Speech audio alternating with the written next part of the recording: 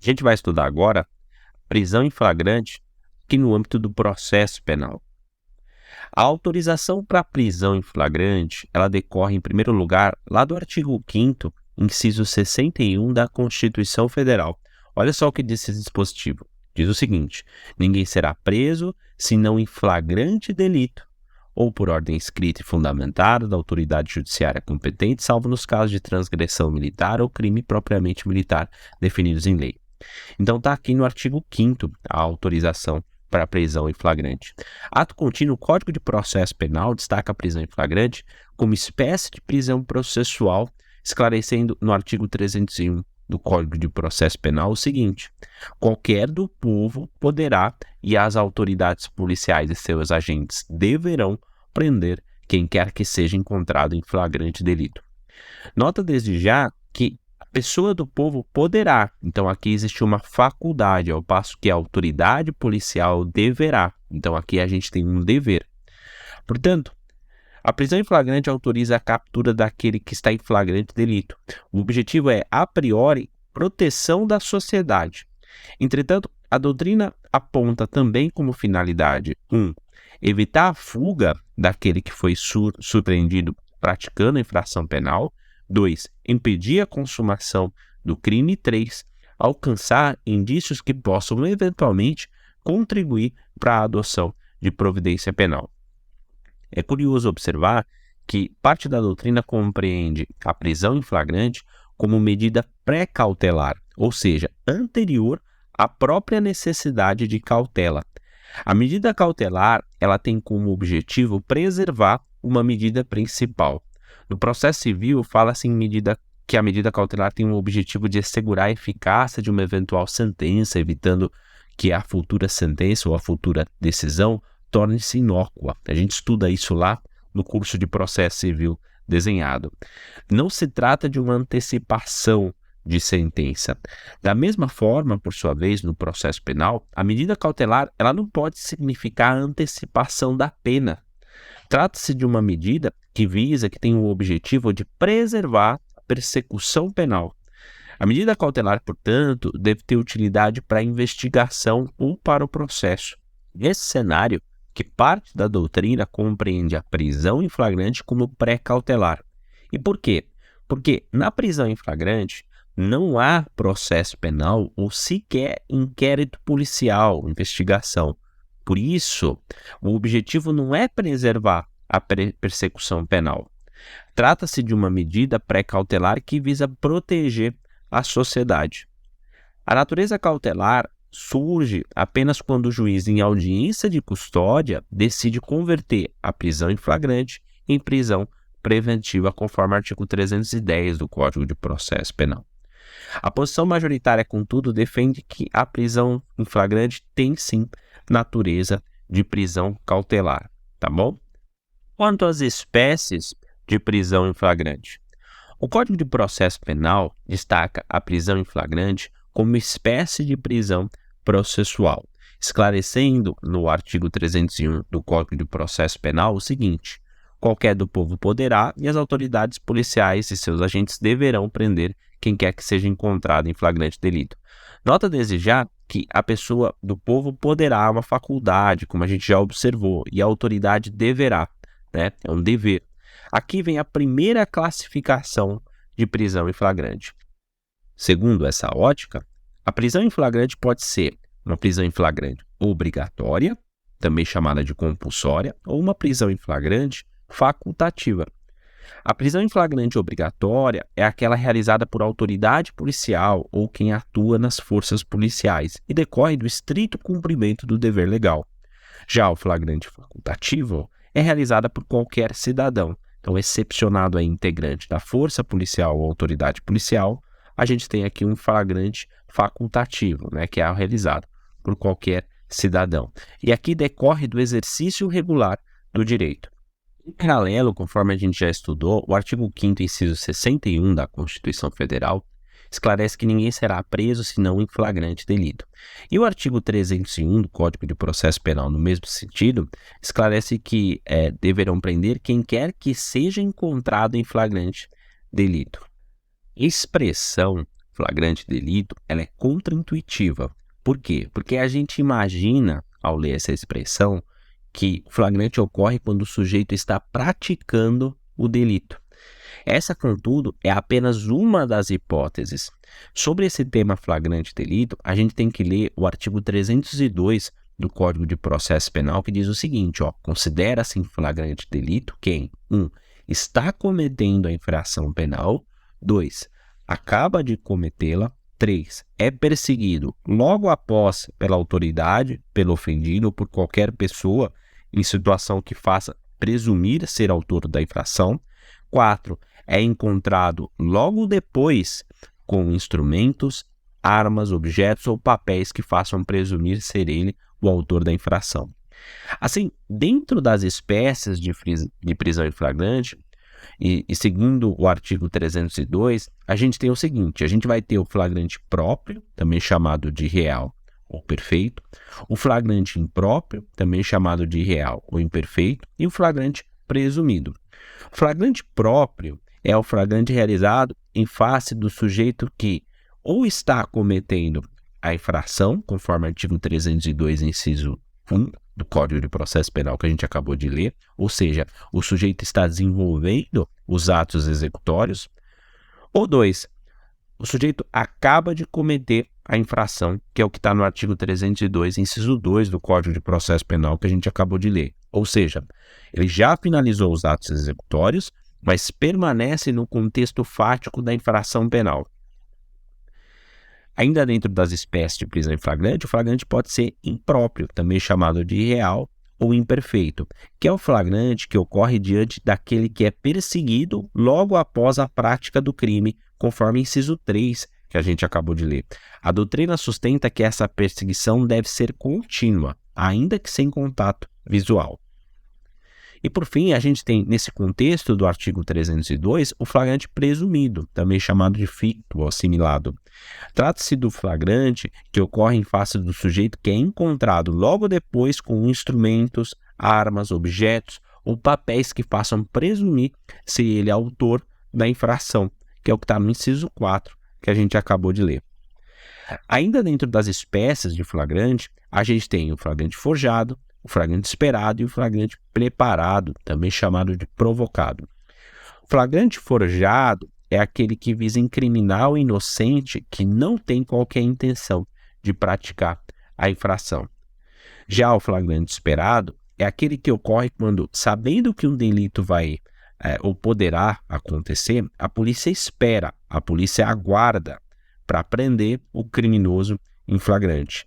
Nota que a polícia ela não estimula a prática do crime no flagrante esperado. Ele não estimula a prática do delito, mas apenas espera, aguarda o delito acontecer. E ainda, aqui nas espécies, a gente tem o flagrante preparado, também chamado de flagrante provocado. Esse flagrante é aquele em que a polícia estimula a prática de um delito. Fala-se por isso que o Estado ele constrói nesse flagrante uma situação e o agente passa a ser manipulado dentro de uma espécie de peça teatral. Nesse caso, o crime é impossível segundo a súmula 145 do STF, dado que o ato nunca poderia se consumar, já que antes da consumação o Estado sabe de antemão que a pessoa será presa. Olha só o que diz a súmula 145 do STF. Não há crime quando a preparação do flagrante pela polícia torna impossível a sua consumação. Ainda em relação ao tema, é importante destacar que, conforme a súmula 567 do STJ, o sistema de vigilância realizado por monitoramento eletrônico ou por existência de segurança no interior do estabelecimento comercial, por si só, não torna impossível a configuração do crime de furto. Outra espécie de flagrante é o flagrante postergado, ou diferido, retardado. Alguns doutrinadores chamam inclusive de ação controlada. O que é isso? Trata-se de uma modalidade de flagrante em que a autoridade policial, ouvido o Ministério Público e com diligência delimitada pelo magistrado, pelo juiz, ela pode retardar, ela pode diferir a prisão em flagrante para identificar e responsabilizar o maior número de integrantes do crime. Esse flagrante postergado, também chamado de ação controlada, ele é autorizado apenas nos casos de crime organizado, tráfico de drogas e lavagem de dinheiro. Em todos os casos, é preciso deliberação do juiz e oitiva do Ministério Público, tá? Contudo, em relação à lei de drogas, deve o delegado no ofício apontar também o provável itinerário da droga e dos sujeitos envolvidos, tá? Isso é uma determinação específica da lei de drogas. E como é que funciona o procedimento da prisão em flagrante? Dentro do procedimento da prisão em flagrante, a gente tem, em primeiro lugar, a captura do indivíduo. A captura configura, na prática, o imediato cerceamento da liberdade daquele que está praticando, né, o crime, daquele que é encontrado aí em flagrante delito. O uso de algemas foi disciplinado no âmbito do Supremo Tribunal Federal por meio da súmula vinculante número 11. É muito importante conhecer o texto dessa súmula. Olha só o que diz.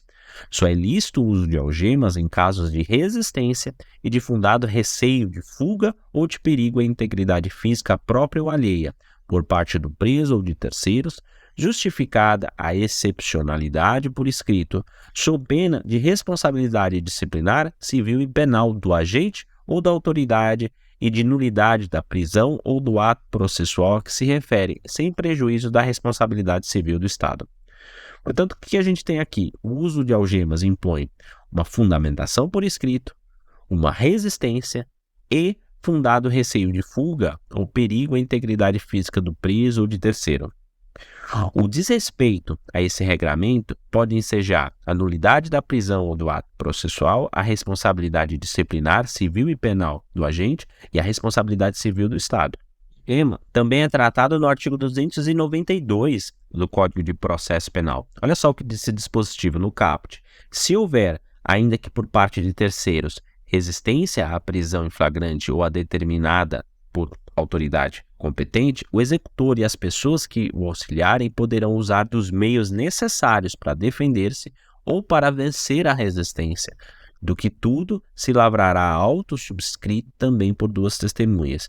E o parágrafo único, que é muito importante, ele esclarece que é vedado, é proibido o uso de algemas em mulheres grávidas durante os atos médicos hospitalares preparatórios para a realização do parto e durante o trabalho de parto, bem como em mulheres durante o período de puerpério imediato. Após a captura, tem-se a condução coercitiva do preso à autoridade policial do local da captura. Cabe ao delegado do local da captura lavrar o auto de prisão em flagrante. Lembre-se que o inquérito policial ele será presidido pela autoridade policial do local da consumação, que pode não se confundir com a autoridade policial do local da captura, tá? Trata-se de, como a gente já estudou, de regra de atribuição definida pelo critério territorial. Lembre-se que existem exceções delimitadas pelo critério material e pessoal, tá bom? Eu recomendo que você assista a aula sobre inquérito policial para se aprofundar mais nesse tema.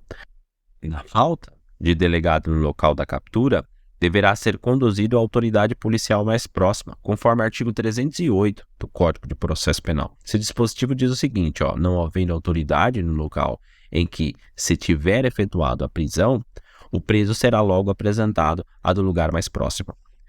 A captura e condução coercitiva ocorrem também nas infrações de menor potencial ofensivo. Contudo, a lavratura do auto aqui é substituída pelo termo circunstanciado de ocorrência, o TCO, e o sujeito é liberado independente de fiança, desde que seja encaminhado imediatamente ao juizado, ou ainda, desde que assuma o compromisso de comparecer no juizado especial, conforme o artigo 69 da Lei 9.099. Curioso observar que outras autoridades poderão presidir a lavratura desse auto de prisão, desde que, 1, o crime seja praticado contra essa autoridade, ou 2, praticado na presença da autoridade durante o desempenho da função. É o que está lá no artigo 307 do Código de Processo Penal. Esse dispositivo diz o seguinte: quando o fato for praticado em presença da autoridade ou contra esta no exercício de suas funções, constarão do auto a narração deste fato, a voz de prisão, as declarações que fizer o preso e os depoimentos das testemunhas, sendo tudo assinado pela autoridade, pelo preso e pelas testemunhas e remetido imediatamente ao juiz a quem couber tomar conhecimento do fato delituoso, se não o for a autoridade que houver presidido o auto.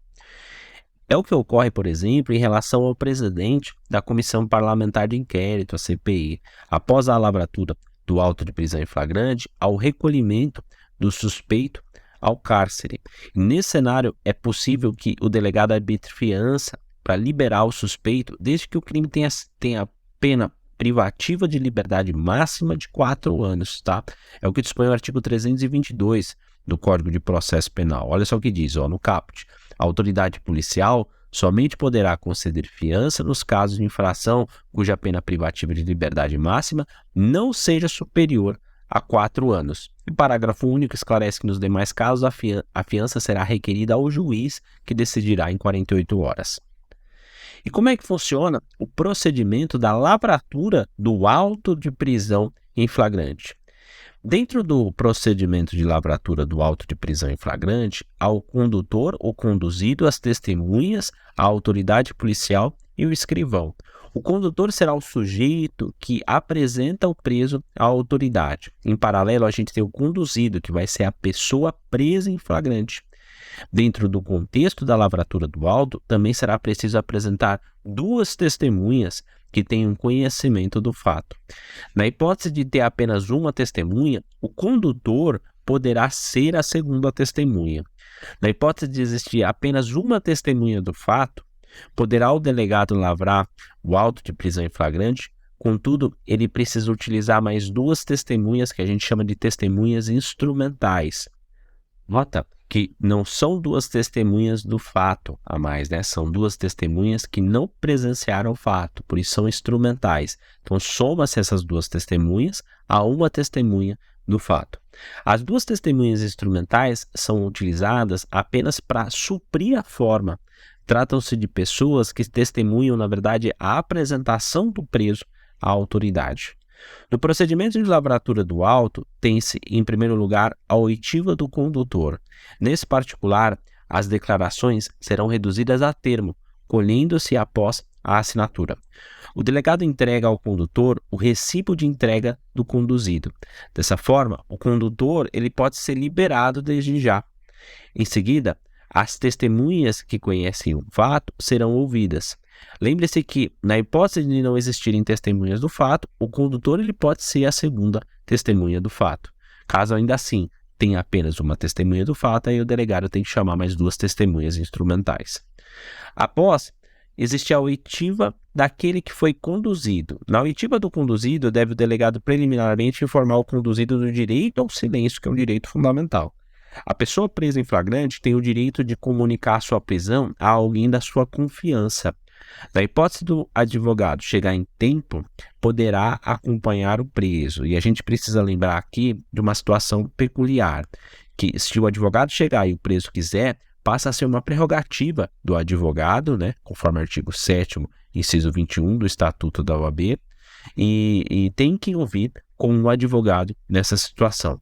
Caso o advogado não chegue a tempo, o auto poderá ser lavrado normalmente sem a presença do advogado. A prisão, ela será imediatamente comunicada ao juiz e Ministério Público e à família do preso ou pessoa por ele indicada. É o que está lá no artigo 306 do Código de Processo Penal. Olha só o que diz esse dispositivo. A prisão de qualquer pessoa e o local onde se encontra serão comunicados imediatamente ao juiz competente, ao Ministério Público e à família do preso ou pessoa por ele indicada. Ao final, o delegado poderá determinar a lavratura do auto de prisão em flagrante se compreender que 1. Há crime, 2. O conduzido capturado é responsável e 3. A prisão em flagrante ocorreu nos termos da lei. Caso contrário, caso ele entenda que não ocorreu nenhuma dessas hipóteses ou alguma delas está faltante, o auto não será lavrado e o preso deve ser libertado. Tá? É importante destacar que a manifestação do interessado é condição para a lavratura do auto de prisão em flagrante nos crimes de ação privada e nos crimes de ação penal pública condicionada à representação. Feita a lavratura do auto de prisão em flagrante, deve o delegado em 24 horas 1. Entregar a nota de culpa do preso, conforme artigo 306, parágrafo 2º do Código de Processo Penal. 2. Se não tem advogado, deve ser enviado cópia dos autos para a Defensoria Pública, conforme artigo 306, parágrafo 1º do Código de Processo Penal. E 3. O auto de prisão em flagrante deve ser remetido ao juiz, conforme o artigo 306, parágrafo 1º também do Código de Processo Penal. A nota de culpa aponta os motivos e os responsáveis pela prisão, bem como quem são as testemunhas. Aliás, trata-se de um direito fundamental do preso, conforme o artigo 5º, inciso 14 da Constituição Federal. Olha só o que diz esse dispositivo. O preso tem direito à identificação dos responsáveis por sua prisão ou por seu interrogatório policial. Nota que, dentro de 24 horas, o auto de prisão em flagrante deve ser remetido ao juiz para que o magistrado realize a audiência de custódia. E finalizar então a prisão em flagrante, vamos falar sobre a audiência de custódia.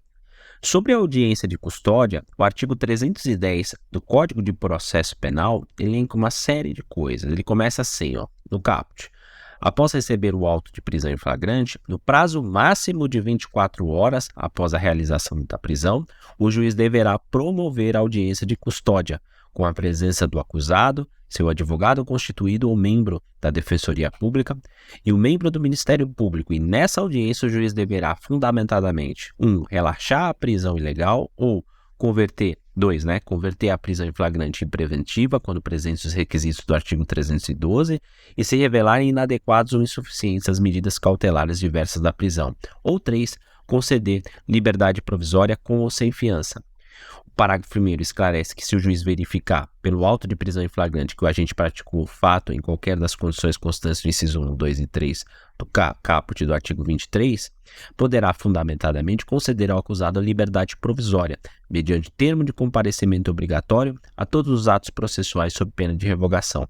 O parágrafo 2º dispõe que se o juiz verificar que o agente é reincidente ou que integra organização criminosa armada ou milícia, ou que porte arma de fogo de uso restrito, deverá denegar a liberdade provisória com ou sem medidas cautelares. O parágrafo 3º esclarece que a autoridade que deu causa, sem motivação idônea, à não realização de audiência de custódia no prazo estabelecido no caput desse artigo responderá administrativa, civil e penalmente pela omissão. E, por fim, o parágrafo 4º dispõe que, transcorridas 24 horas após o decurso do prazo estabelecido no caput desse artigo, a não realização de audiência de custódia sem motivação idônea ensejará também a ilegalidade da prisão, a ser relaxada pela autoridade competente sem prejuízo da possibilidade de imediata decretação da prisão preventiva. Então vamos lá, o que diz tudo isso? A participação do advogado ou da Defensoria Pública é obrigatória, tá? Tá lá no artigo 310 caput que a gente acabou de ler. Nessa audiência de custódia, então, tem que participar advogado ou membro da Defensoria Pública. É importante destacar que o pacote anticrime, introduziu a ideia de que o juiz responsável pela audiência de custódia passou a ser o juiz das garantias. Isso está lá no artigo 3º-B, parágrafo 1º do Código de Processo Penal. Olha só o que diz esse dispositivo, artigo 3º, parágrafo 1º, artigo 3º-B, parágrafo 1º. O preso em flagrante ou por força de mandado de prisão provisório será encaminhado à presença do juiz das garantias no prazo de 24 horas. Então, o juiz das garantias, no prazo de 24 horas, momento em que se realizará a audiência com a presença do Ministério Público e da Defensoria Pública ou de advogado constituído vedado o emprego de videoconferência. E aqui a gente precisa ter atenção, sempre relembrando, o Instituto do Juiz das Garantias está por hora suspenso por decisão do Supremo Tribunal Federal. O prazo para realizar a audiência de custódia é de até 24 horas contados do recebimento do auto de prisão em flagrante, está no caput também do artigo 310 que a gente acabou de ler. Vale destacar que, dada a natureza e objetivo da medida, fica vedado o emprego de videoconferência na audiência de custódia. Portanto, o delegado deve, em 24 horas, enviar o auto de prisão em flagrante ao juiz e o juiz, por sua vez, deve realizar a audiência de custódia em 24 horas contados do recebimento do auto de prisão em flagrante enviado pelo delegado. A legislação, no artigo 310, parágrafo 4º, que a gente acabou de ler também, esclarece que o desrespeito a esse prazo impõe o relaxamento à prisão. Trata-se de uma previsão também incluída pelo pacote anticrime. Contudo, aqui a gente precisa ter atenção também, porque esse dispositivo também foi suspenso pelo Supremo Tribunal Federal. Então, por hora, esse relaxamento automático em razão do desrespeito ao prazo também está suspenso por conta de decisão do Supremo Tribunal Federal.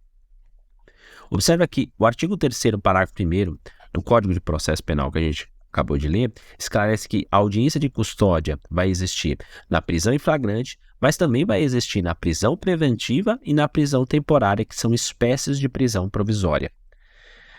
Conforme o artigo 310 do Código de Processo Penal ainda, o juiz na audiência de custódia, ele vai poder fazer o quê? Ele vai poder ou relaxar a prisão ilegal, ou converter a prisão em flagrante em preventiva, né? Ou conceder liberdade provisória com ou sem fiança.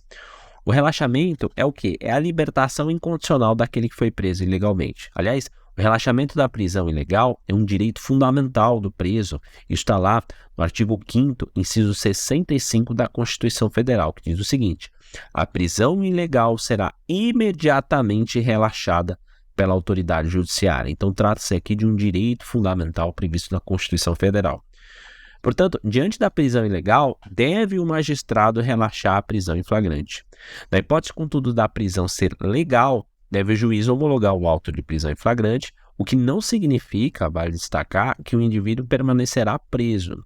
Ao homologar o auto de prisão em flagrante, o juiz ele tem que aferir se 1. Converte a prisão em flagrante em preventiva, ou 2. Se concede a liberdade provisória com ou sem fiança. A conversão da prisão em flagrante em prisão preventiva ocorre apenas quando verificado que a prisão é necessária, que estão presentes os requisitos do artigo 312 do Código de Processo Penal.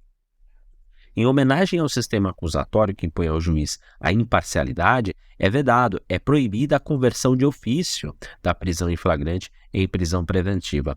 Muito embora não seja expresso na legislação, a doutrina tem admitido a conversão de prisão em flagrante em prisão temporária também. O juiz, nesse particular, poderá converter a prisão em flagrante em prisão temporária desde que provocado e ainda desde que presentes os requisitos do artigo 1º da Lei de Prisão Temporária, Lei 7.960 de 89. A prisão preventiva ou temporária é sempre medida excepcional.